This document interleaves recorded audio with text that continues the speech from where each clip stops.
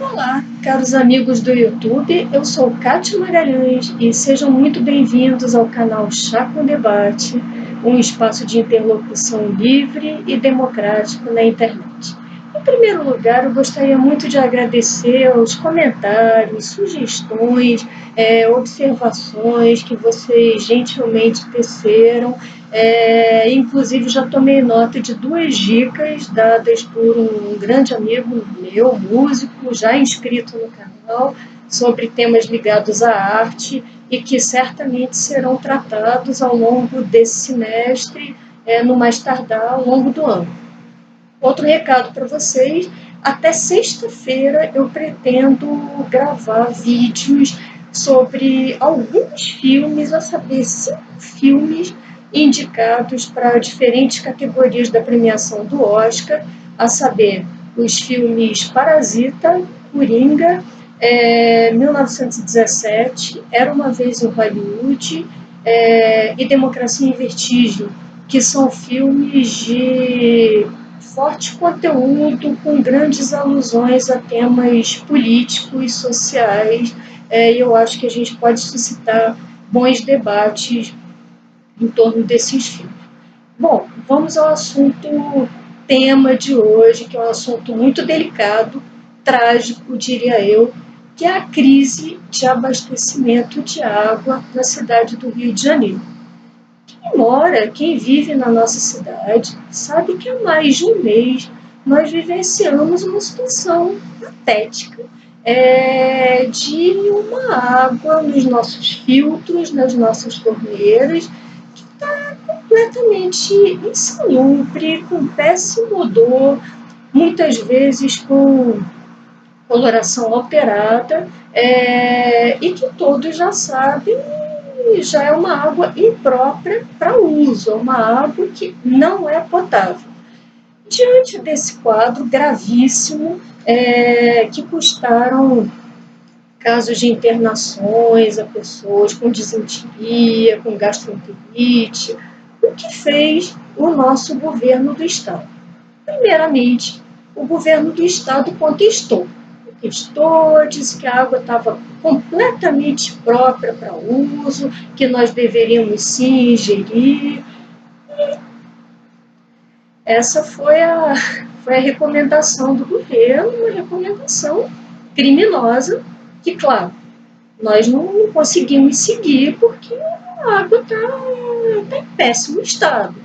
E as pessoas como nós, certamente você que nos assiste, tem gasto muito dinheiro na aquisição de água mineral, além da taxa que a SEDAI continua pagando, apesar da entrega de uma água completamente imprópria para o uso. Qual foi a segunda reação do governo do Estado? Diante do caos completo, caracterizado, o governador suscitou uma pretensa teoria da conspiração. Forças contrárias à privatização da SEDAI, ou que teriam interesse em diminuir os ativos da empresa, estariam boicotando a água fornecida pela SEDAI, exatamente para oferirem benefícios econômicos. Só que essa teoria da conspiração não teve lastro, nenhuma prova. Esse senhor não conseguiu nos apresentar qualquer evidência que fosse capaz de sustentar uma acusação de tamanha gravidade. Terceira providência do governo do Estado, começaram a pretensamente oferecer tratamento à água, com adição de carvão ativado, de argila, enfim, medidas que nós sabemos totalmente inócuas, porque quem vive aqui sabe que a água continua com péssimo odor, com péssima aparência, totalmente imprópria para o uso. Aqui eu me permiti trazer uma colinha, vocês me desculpem, eu vou recorrer a alguns números, os números do nosso caos da crise hídrica no Rio, dados do jornal O Globo de domingo, de 2014 a 2018, nós tivemos um aumento na tarifa de água de 21%, e nós tivemos uma queda no investimento em água por parte da SEDAI da ordem de 55%. Ora, você não precisa ser um grande matemático para entender que alguma coisa nessa equação não fecha. Ou, em outras palavras, que alguma coisa aí vai muito mal. E quem sofre com isso? Nós, os consumidores finais, completamente frágeis e vulneráveis, nós, mais uma vez, indivíduos de uma sociedade civil que só servimos para pagar impostos, para pagar tarifas altas e para recebermos esse tipo de serviço emprestado. Só que isso não se resume à cidade do Rio. Em âmbito nacional, eu me permiti aqui trazer para vocês alguns dados do Instituto Trata Brasil, que foram apresentados num estudo de um professor de Direito da FGV Rio, professor Rômulo Sampaio, mostrando que de 1º de janeiro deste ano até a presente data, mais de 2 milhões de piscinas olímpicas de esgoto in natura foram despejadas nos rios brasileiros. Vejam vocês a situação. E isso acarreta o quê? Enormes custos, maiores custos para as empresas. Por exemplo, imagine a situação de um escritório que tem que receber clientes, cujo staff trabalha lá o dia inteiro, e essas pessoas todas, obviamente, têm que consumir água. É claro que o escritório ou o estabelecimento não vão fornecer água da SEDAI, água imprópria. Então, além da taxa da SEDAI, da tarifa de água que se paga, os escritórios, as empresas, pequenos comércios, ainda têm que arcar com o custo extra e muito oneroso da aquisição de água mineral no mercado. Vejam vocês a situação. Esses são custos insuportáveis, pesadíssimos, sobretudo se nós considerarmos o cenário de um estado como o Rio de Janeiro, que é tão carente de investimentos, que precisa urgentemente atrair investimentos para sair desse atoleiro em que nós ficamos ao longo de anos de uma crise econômica sem precedente. Então, nós temos aqui, agora voltando ao âmbito nacional, retomando a questão da crise hídrica, que inclusive gera discussões no Congresso Nacional atualmente sobre o novo marco regulatório para saneamento. Outro dia, vamos ser mais precisos, lá pelo final do ano passado, final de dezembro de 2019, como o canal traz todas as visões, eu acho que nós temos que ser plurais e democráticos e debater. Me deparei com o discurso da deputada Luísa Erundina, do PSOL São Paulo, sobre a questão, no âmbito dessa discussão do marco regulatório do saneamento em âmbito nacional. Voltemos.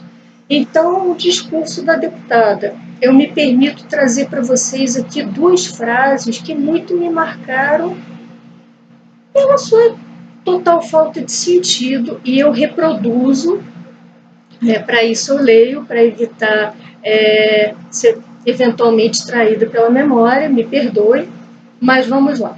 Deputada Luísa Erundina, 2 pontos, abre aspas. Água é patrimônio do povo.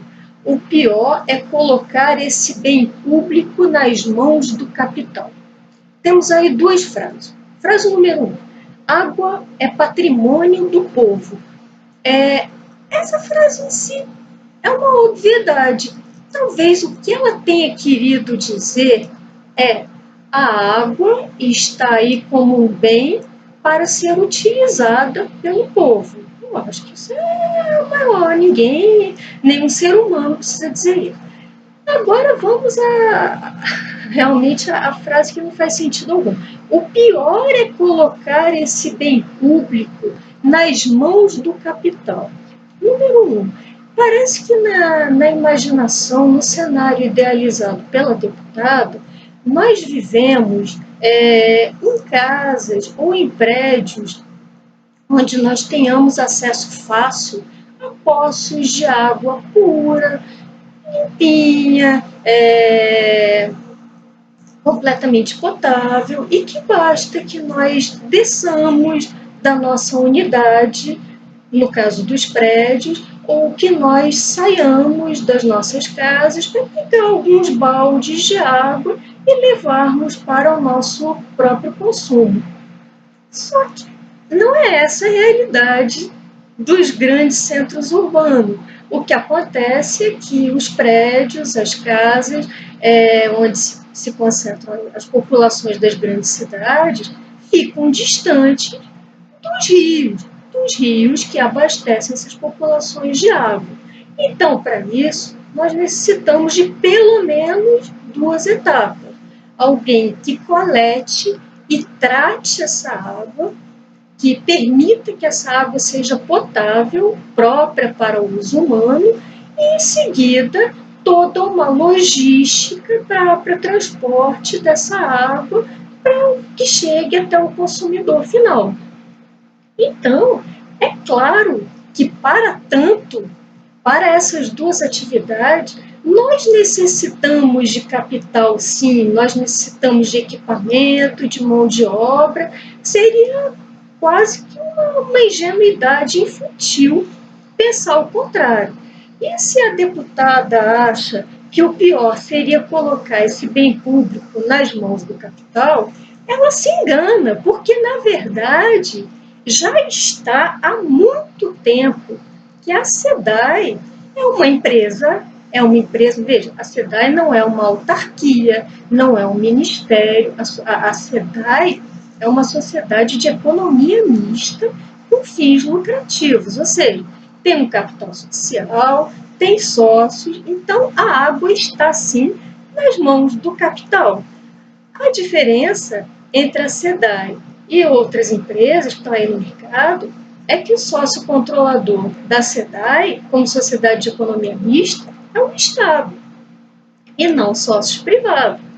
E daí derivam todos os problemas clássicos da ineficiência da gestão estatal, da falta de atendimento às leis de mercado, falta de sintonia com as demandas do mercado. Então, essa é a falácia que eu enxergo nas partes que se opõem a uma visão mais privatista das companhias de abastecimento de água, mais especificamente no caso do Rio de Janeiro, da SEDAI. Lembrando que a questão é muito complexa, não basta privatizar. Aqui no caso do mercado de água e esgoto, trata-se de um verdadeiro mercado que a literatura até chama de monopólio natural. Por quê? Por razões óbvias, não dá para você ter 30, 40 empresas furando o solo para passar em tubulações de água, de esgoto. Não dá. A natureza do serviço impede esse âmbito concorrencial. Então, esse é um dos casos que não basta privatizar. Você tem que ter uma regulação eficiente, você tem que ter marcos regulatórios, enfim, tem toda uma literatura especializada nisso, que eu acho que é premente nós consultarmos experiências estrangeiras bem-sucedidas, por que não, e tentarmos lançar mão de recursos para tentar sair dessa situação caótica em que nós nos encontramos em pleno século XXI, tendo que comprar água, quase tapando o nariz ao tomarmos banho, não suportando o cheiro, o gosto da água que vem das nossas pias. E diante disso, eu clamo ao governador Witzel do Rio que se dispa dessa fantasia de super-herói que ele veste, que ele adora usar no imaginário popular, para aparecer atirando de helicópteros, como se fosse um verdadeiro Superman, e caia na real e agilize esse processo de modernização, esse projeto de privatização da cidade, para que a gente possa retomar uma normalidade mínima do uso de um bem corriqueiro que é água. Não se está pedindo champanhe, nada de excepcional, está se pedindo água. Isso é indispensável em qualquer sociedade. Assim sendo, meus amigos, me despeço por aqui, tomando um bom chá, e até o próximo Chá com Debate.